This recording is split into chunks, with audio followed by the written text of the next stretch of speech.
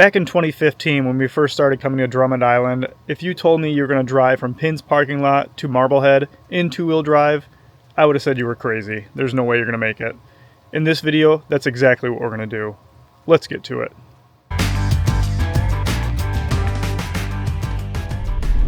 Alright guys, so we just got into the trail system from Pinn's parking lot, which is one of the main trailheads on Drummond Island. So the goal is to get from Pinn's all the way to Marblehead in two-wheel drive.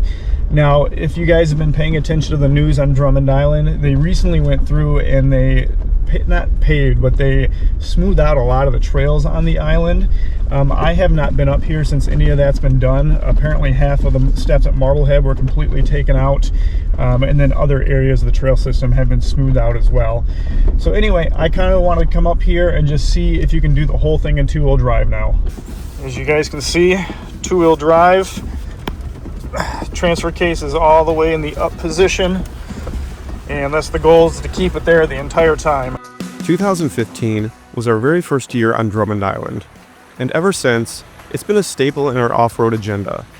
Back then, the trails were raw and unrelenting.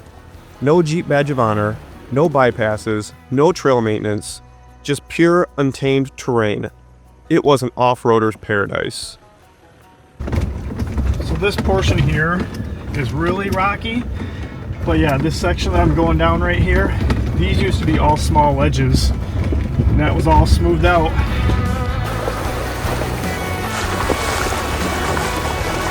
Alright guys, we're taking that right hand turn to the half-ish Moose Nemesis trail. So since the goal is to stay in two-wheel drive this entire time, I'm not going to be taking the hard line up Moose Nemesis. We'll probably end up taking the bypass. Going through a little bit of water here, and then we have this smaller ledge climb.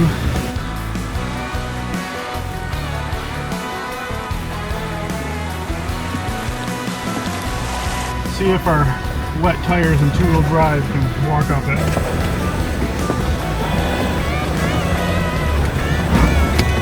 Oh yeah, no problem.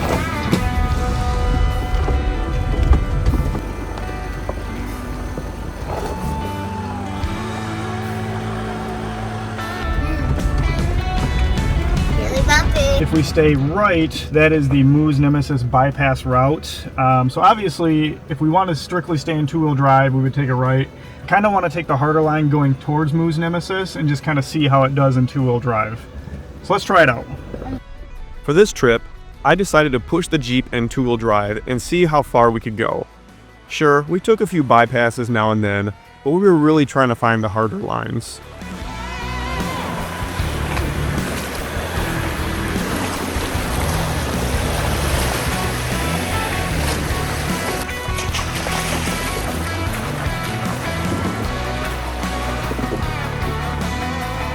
That last water hole we just went through, it actually was quite a bit deeper than I remember it being. Hello! Hi.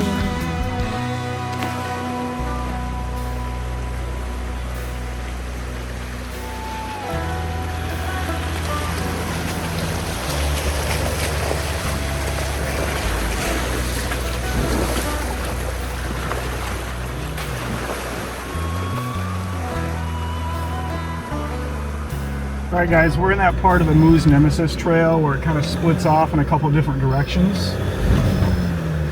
We're going to stay all the way to the right.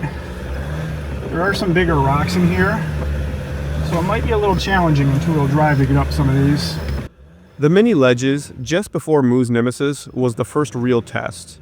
Two-wheel drive started to show its limits here, but with a little more throttle, we pushed through. More of a running start at it.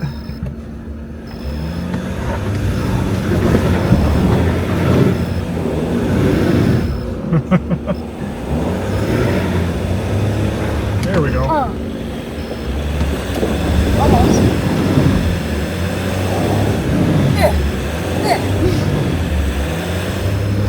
There we go. And up this way. I did help you while doing it. I was like pushing my body forward, so I did help. We got it. All right, guys, we are approaching Moose Nemesis, which I don't think I'm going to attempt the hard lines. I've never actually been up the bypass line, which is all the way to the right, but I think that's the one we're going to elect to do, especially just being in two-wheel drive. Oh, that doesn't look as hard. All right, this is the easy line on Moo's Nemesis, or the bypass. It's all the way to the right. Just trying to maintain momentum, just because it's uphill.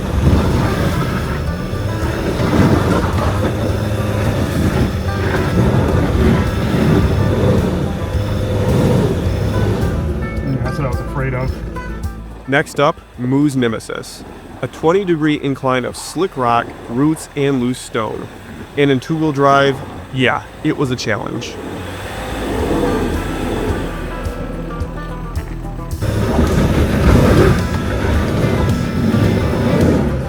It's that one spot, and I lose all traction.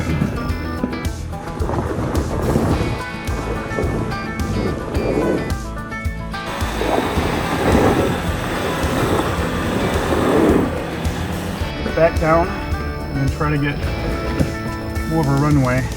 My dad will have to back up a couple times, I'm thinking, to get up this, but he'll eventually get it.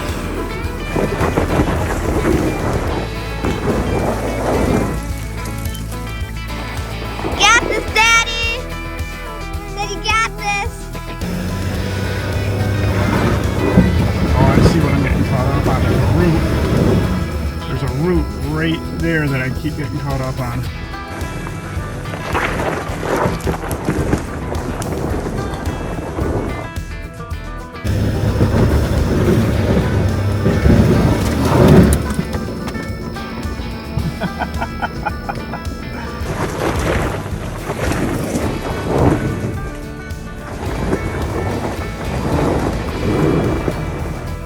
I gave this climb more tries than I care to admit, determined not to switch into four-wheel drive.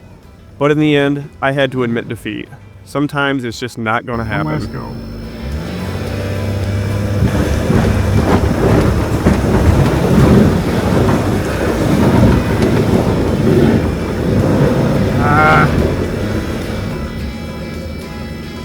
All right, I admit Almost defeat. there! I thought we were going to get... I just popped it in too high real quick just to get up that last little Like, bit. look at that!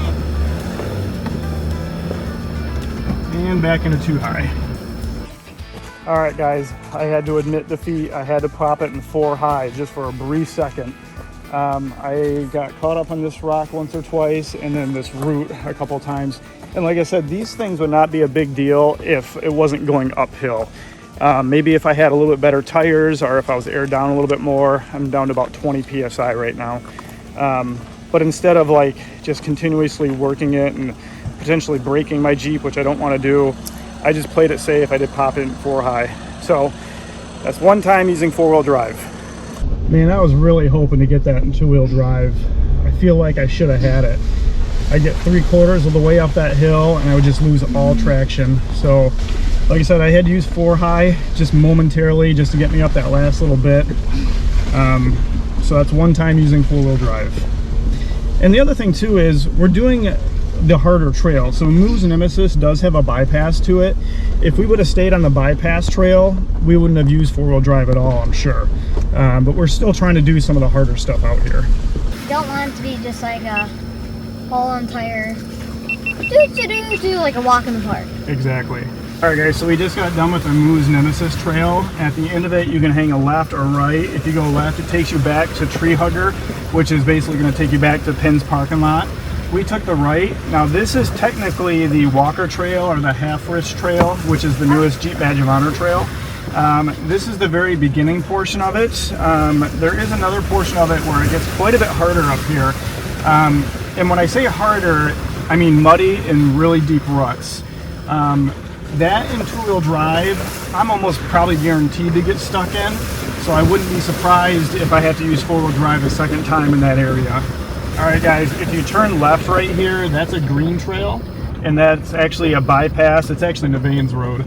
But if you hang a right here, this takes you into the Walker Trail, which is the new Jeep Badge of Honor trail. Like I said, this one might be a little dicey when 2-wheel drive, but we'll give it a shot. Here we are, Walker Trail. So this is the new Jeep Badge of Honor. 2-wheel drive. Let's go! Drummond once had a Jeep Badge of Honor trail, the Marblehead Loop, but when half the iconic steps were destroyed, Jeep pulled the badge. Recently, the Walker Trail was added to the official lineup.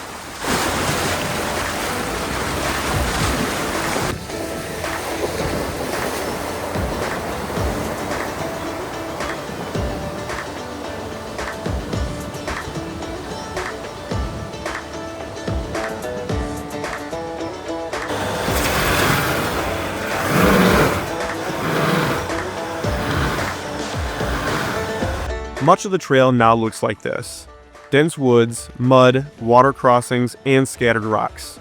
Some crossings reach halfway up your tires, but thanks to the hard rocky bottom, traction rarely becomes an issue.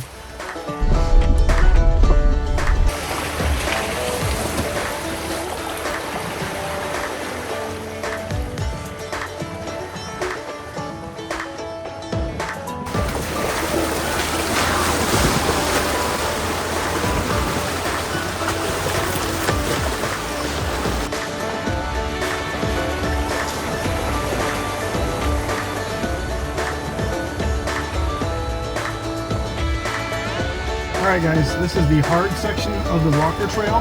There's about 5 or 6 different lines that you can take. I did scout ahead. We're taking a line all the way to the left because I think that's going to be most two-wheel drive appropriate. But it's still pretty rutted out. So let's see if we can get it bottomed up right. Oh dang. What was that? Could have been like that. Wow, dang. Ah, we're turtled.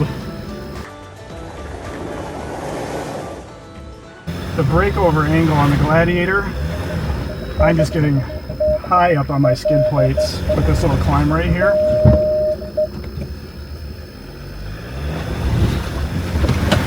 Yeah, there's no way in two-wheel drive. Put it in 4-low. I'm just going to try to crawl through this portion of it. Even in 4-low, like I'm just getting high center right here. Try again.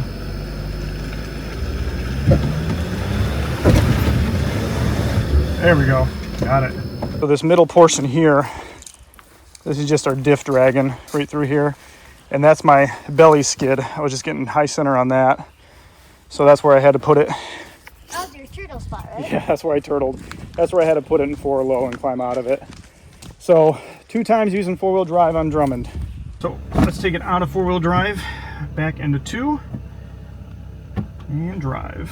I was trying to prove a point, that the smoothing of the trails has made Drummond too easy for a slightly modified rig. But some sections still humbled me, especially in my Gladiator with its awful breakover and departure angles. Me knowing this trail system extremely well, I knew that area of the Walker Trail was going to give me trouble in 2-wheel drive. If we were in 4-low the entire time, we probably would have walked straight through it. And especially what Quinn was saying, if we had the Wrangler out here in 2-wheel drive, we would have walked right through it as well. Just because the Wrangler is lifted higher, it's got better departure, breakover, just better everything. This Gladiator only has a 2-inch lift and 37-inch tires, which are a good size, but man, that breakover angle and departure angle, I catch on a lot of stuff. Some of these holes look deep, and then when you get into them, they're not deep at all. Daddy, I saw you put that 1 foot in, and then you're like, oh wait, no, that's too deep, and then you had to like dig it back out and put it back. Yep. You're like, oh wait, no, I'm not doing that today. I'm not getting my socks wet. You know what happens when you have wet socks? You get wet shoes. Feels gross. That's true. We're about 75% of the way through the Walker Trail now. And it does get a little tight through here. We're getting some pinstriping on the vehicle.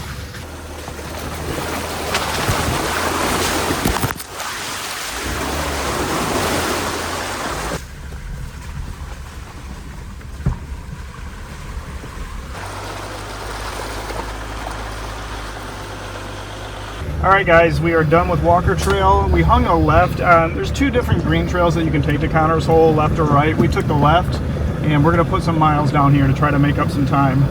This is all easy gravel road through here with a mud puddle every once in a while. It scared me. Right as you said mud puddle, it just went. Gotcha. I know. We visited over Labor Day weekend, definitely one of the busiest times of the year. In the past, we'd hit the trails and not see another rig all day long. This time was different. Hey guys.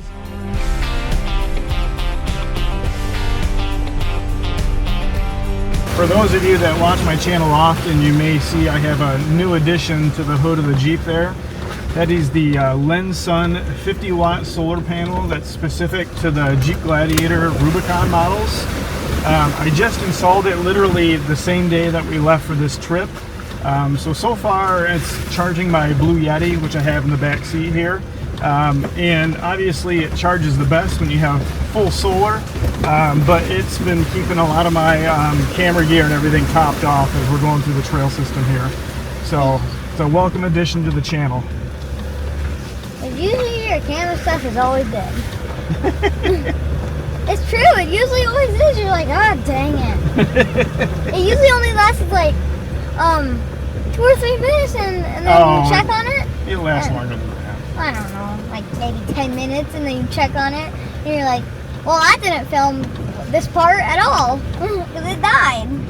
All right, so we made that other turn onto that other green trail that is going out to Connor's Hole. And it's not too bad. Like I said, it is a little rocky, intermittent water every once in a while. So Connor's Hole, for those of you that have never been to Drummond before, it's like a big long field of water. It's like a football field long. It can get really deep in some spots, especially in the spring months. I've seen it where it's been 3/4 up the way of my tires before. Sometimes if you have stock tires, it can be over your tires.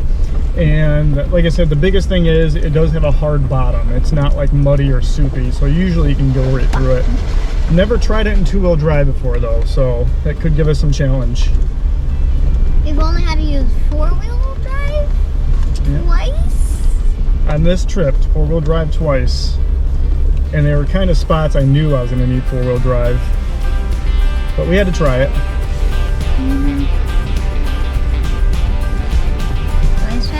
It's always fun to try new stuff.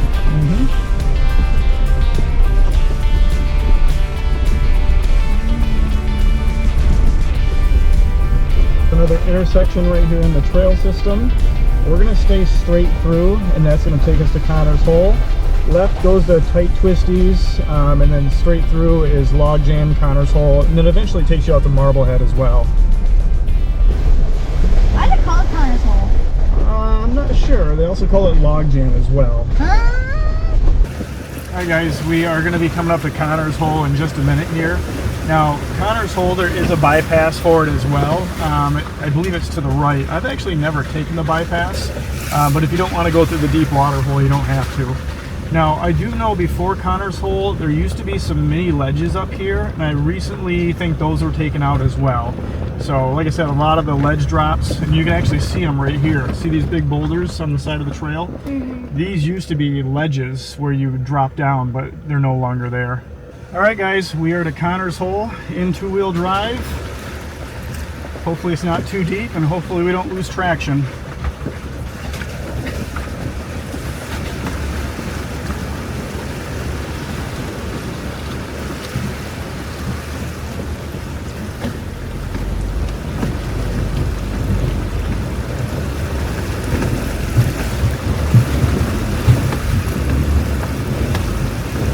About halfway up our tires, over the front bumper.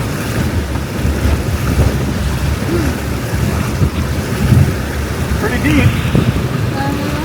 Oh yeah, it's up over my rock rails, my side steps.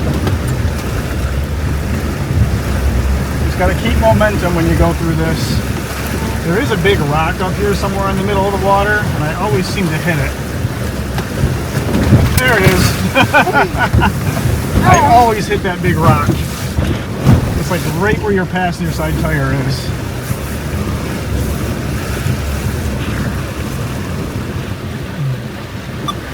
Oh, we go through it again? No. Oh. Nope. We did it though. Connor's Hole in 2-wheel drive. Remember last time we did it like 5 times? Yeah. I feel like most people go through it if they've been like through lots of mud. What is that noise? I don't know. Got a new noise. Oh, it's probably just something stuck in the tire or something. Oh, maybe we popped the tire. Oh, we did. That we popped the tire. Which side? The front one over there. Oh gosh. Yep, I'm losing air really fast. So we got to get to a dry spot here pretty quick. Do you have a spare one? Yeah, we got a spare tire. Oh gosh, thank God. Alright, I'm just going to pull off right here and change this tire. Alright, we heard some hissing and my PSI was going down really fast. So I'm pretty sure... I mean, it doesn't look flat. I mean, it's definitely flat though. Let's see if I can find a hole.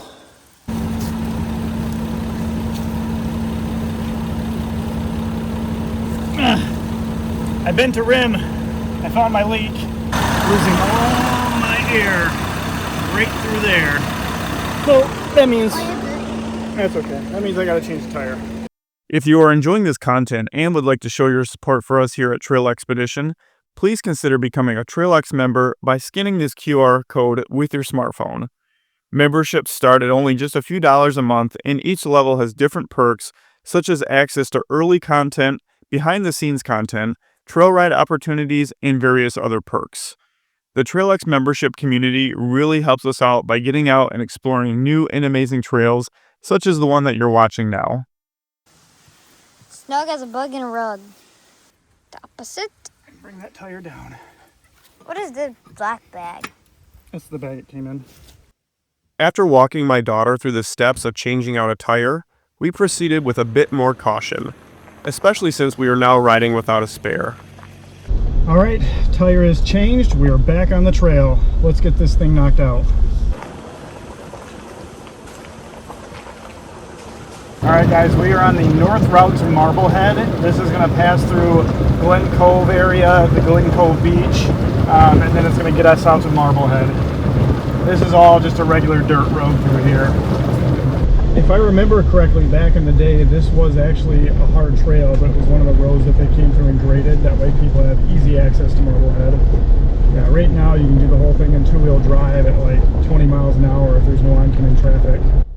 Throughout the day, we passed a wide assortment of rigs: quads, dirt bikes, side-by-sides, and of course, fellow Jeeps.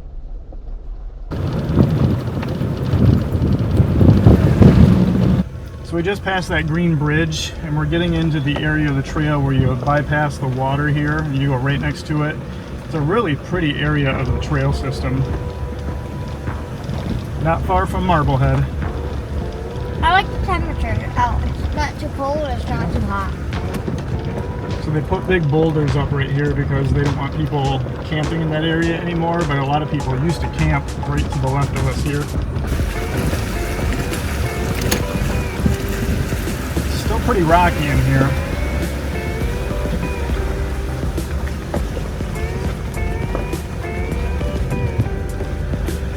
Daddy.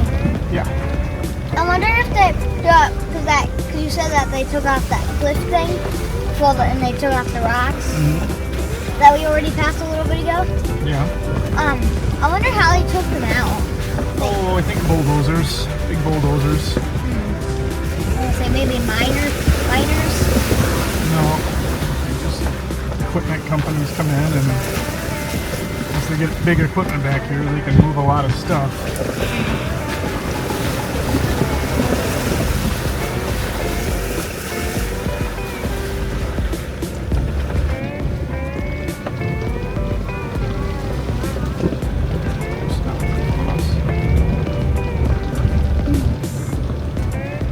So I wonder if the satellite reception out here is better now, because I remember in years past I've tried to fly this Skydio drone up here and it's never been able to connect very well, and I've never really been able to use it, but this year I've been able to use it a couple times. It was so windy at that one place where you lost your drone. Oh yeah. And you never got it back. Nope, that one was a goner.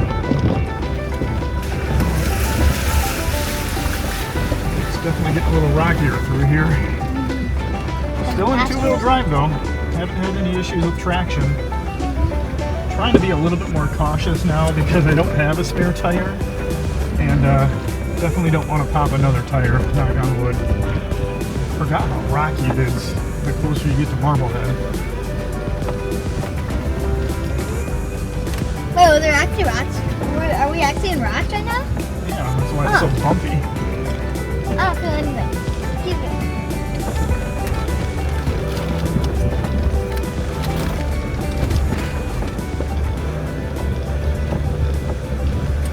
We passed on the ferry. They were right in front of us. How you doing? No response. You waved. Oh.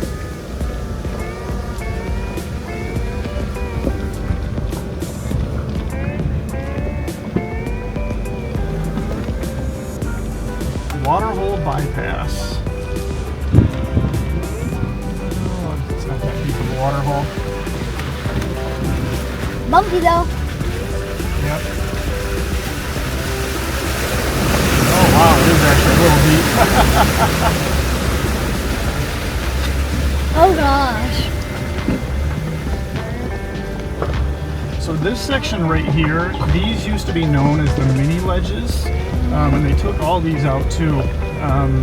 You know, in two-wheel drive before, this probably would have been a little challenging to get up, but now you just ride right up it. So yeah, look at all those big rock piles on the right there. That's horrible. They just bulldozed it all over. It's sad too. Yep. It just makes the trail less fun. Yep, sure does.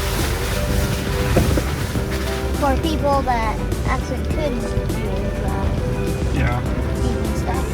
I think they're just trying to make it more accessible for everybody, but at the same time, they're taking away the challenge of the trail.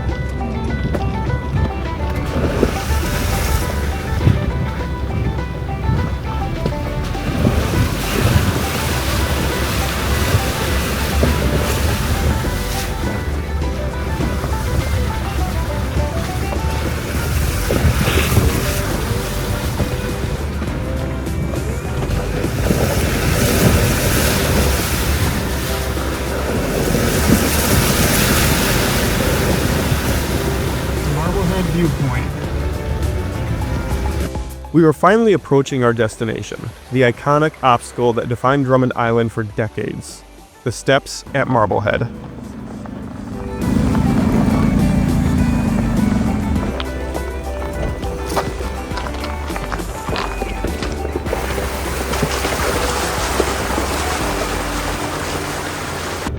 I can already see the big piles of rock that they destroyed the steps at Marblehead, and they basically pushed all the rocks in a big pile. What a waste. So yeah, now any vehicle can get down this. Well guys, I hate to wimp out, but like I said, we're down a tire right now, and I don't feel like losing another tire on this trip, so we're just gonna take the nice easy bypass line down that they provided for all the Subarus. That more than two-wheel drive, so which doesn't really matter when you're going downhill. Wow, that was a walk in the park. All right, guys. So can you do Drummond Island in two-wheel drive? Well, yes and no. We did it 95% in two-wheel drive. That 5% was through the Walker Trail and Moose Nemesis. I kind of figured we were going to need four-wheel drive in those areas anyway, just because Moose Nemesis was a hill climb, and then the Walker Trail, I was just getting high-centered. If I was in my JK, I probably could have done the whole thing in two-wheel drive, so it really depends on your rig and which line you take. Anyway, I hope you guys really enjoyed this video. We had fun making it, and we will catch you in the next one. And keep watching Trail Expedition. Ah, the black flies. They're biting me.